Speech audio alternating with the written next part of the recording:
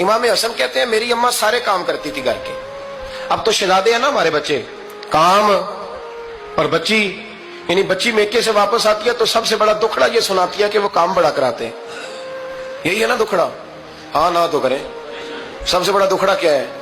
پتہ نہیں کیا کراتے ہوں گے, ہال نہیں چلوا لیتے کہیں, یا کچھ چکی نہیں پسوا لیتے, پتہ نہیں کون سا ایسا کام ہے.